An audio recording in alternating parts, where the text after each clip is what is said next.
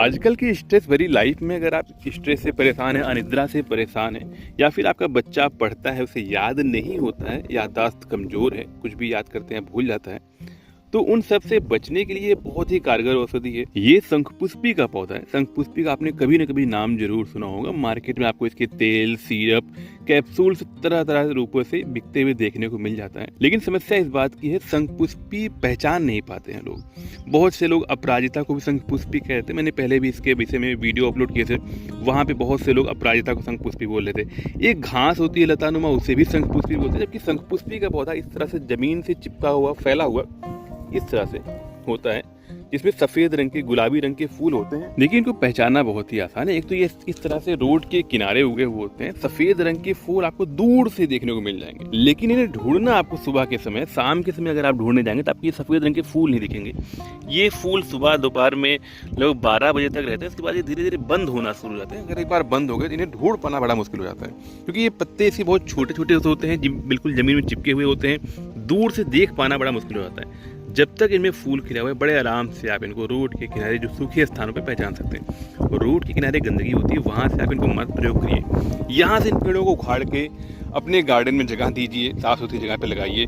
वहाँ से आप इनके पत्तों को तोड़ करके बड़े आराम से प्रयोग में ले सकते हैं। इस पौधे को विष्णुकांती, शंखवल्ली, शंखपुष्पम, अंग्रेजी में इसे व्हाइट ग्राउंड ग्लोरी नाम से जाना जाता है। हो सकता है कि आपके यहाँ लोकल लैंग्वेज में किसी और नाम से भी जाना जाता हो। अगर आप इसे किसी और नाम से जानते हैं तो प्लीज नीचे कमेंट बॉक्स में कमेंट करके जरूर बताएं।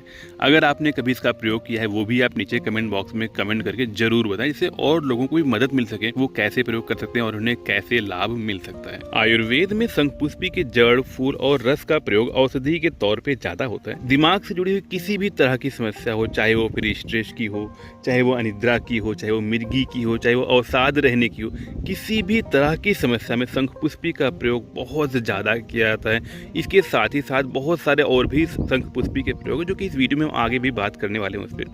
अगर किसी को अनिद्रा बनी रहती है, स्मरण शक्ति कमजोर है, तो वहाँ पे आप शंखपुष्पी के चूर्ण को आप सुबह शक्कर और दूध के साथ देते हैं। कुछ दिनों के प्रयोग के बाद देखेंगे उनकी स्मरण शक्ति बढ़ गई है, उनकी अनिद्रा की समस्या जो है वो दूर हो गई है। अगर कोई आपके पहचान में मिर्गी का रोगी है, वहाँ पे भी आप शंखपुष्पी के इसके जो पत्तों का रस, इसके ब्रांचेस का रस निकाल लें। 5 से 10 ml शंखपुष्पी का रस आप निकाल करके आप उसे दें। इसके रस को आप शहद के साथ देते हैं तो मिर्गी में लाभ देखने को मिलता है। अगर आपके यहाँ घर में कोई छोटा बच्चा है जो कि रात में बिस्तर में पेशाब कर देता है, तो उसकी समस्या को दूर करने के लिए आप इसका शंखपुष्पी का चूर्ण ले सकते हैं। आप पेड़ को उखाड़ लें, धुल लें, उसे सुखा लें, सुखाने के बाद इसका चूर्ण बना लें। उस चूर्ण को आप रात में दूध के साथ दें, तो जो बिस्तर में पेशाब करने की समस्या हो वो दूर हो जाएगी। अवसाद बना रहता है, अनिद्रा रहती है, वहाँ पे भी आप रात में सोने के पहले दूध में इसका चूर्ण मिलाकर अगर पी लेते हैं तो बड़े आराम से आपको नींद आएगी, बड़ी अच्छी नींद आएगी। आपको किसी भी तरह का अवसाद नहीं रहेगा, अनिद्रा नहीं रहेगी। अगर किसी को सर्दी खांसी बनी रहती है तो वहाँ पे शंखपुष्पी के चूर्ण का आप धुआं उसे देते हैं तो उसमें बहुत ज्यादा असरदार होता है। किसी को उल्टी की समस्या बनी रहती है तो वहाँ पे आप शंखपुष्पी का पंचांग दे सकते हैं। उसे आप पूरे पेड़ को उखाड़ना है, धोना है, कूटना है, उसका रस निकालना है, उसे पंचांग बोलते हैं। पंचांग आपको लगभग 2 चम्मच लेना है। उसमें आप 1 चुटकी काली मिर्च और उसी के बराबर आप शहद को मिला करके अगर आप देते हैं तो बार बार पिलाने से जो है आप देखेंगे उल्टी जो बार बार होती है उसको वो कम हो जाएगी। अब तो कई रिसर्च ऐसे भी आ रहे हैं कि अगर आप शंखपुष्पी का प्रयोग करते हैं, जो थायराइड के लक्षण होते हैं उसमें भी आपको कमी देखने को मिलेगी, काफ़ी लाभ आपको देखने को मिलेगा।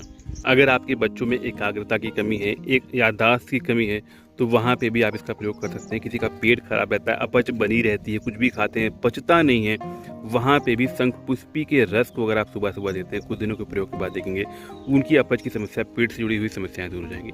बाल से जुड़ी हुई समस्याओं में भी शंखपुष्पी बहुत अच्छी औषधि है, बहुत रामबाण औषधि है। वहाँ पे आप इनके तेल का प्रयोग कर सकते हैं। मार्केट में आपको शंखपुष्पी के तेल बिकते हुए देखने को मिल जाएंगे। आप इनके रस को निकाल करके आपके घर में जो भी तेल यूज़ होता हो उसमें मिला करके हल्का सा गर्म करके स्टोर करके रख लें। जब भी आपको सर में तेल लगाना उसी तेल का प्रयोग करें। आप देखेंगे कि सर से जुड़ी हुई कोई भी समस्या होगी आपकी वो दूर हो जाएगी, नींद भी अच्छी आएगी, साथ ही साथ आपके बाल चमकदार बनेंगे, रूसी नहीं होगी उसमें। अगर आपके घर में कोई मधुमेह का रोगी है वो भी शंखपुष्पी के रस का प्रयोग करता है, उसे भी लाभ देखने को मिलेगा। कोई अस्थमा का रोगी है वो भी शंखपुष्पी का प्रयोग करके लाभ प्राप्त कर सकता है। आप चाहें तो उसकी चाय बना सकते हैं, चाहें तो आप इसका पाउडर बना सकते हैं डेली प्रयोग करने के लिए। अगर आपको ताज़ा नहीं मिल पा रहा है, इसका सुखा ले आप पेड़ को, पाउडर बना लें, उसका भी प्रयोग आप कर सकते हैं। तो नेक्स्ट टाइम कहीं भी आप रोड ट्रिप पे जाते हैं तो वहाँ पे इनके पेड़ अगर आपको दिख जाते हैं तो आप ये गहरी खुदाई करके सावधानी से उखाड़ करके अपने गार्डन में ला के लगा दें। जब भी आपको इसकी ज़रूरत पड़े वहाँ से आप तोड़ करके इसका प्रयोग कर सकते हैं। इनके बीज भी होते हैं कि बहुत छोटे होते हैं, इन्हें इकट्ठा कर पाना थोड़ा सा मुश्किल होता है। इनके पेड़ अगर आपको मिल जाते हैं, गहरी खुदाई करके उन्हें अपने गार्डन में आप ज़रूर से ज़रूर स्थान दें।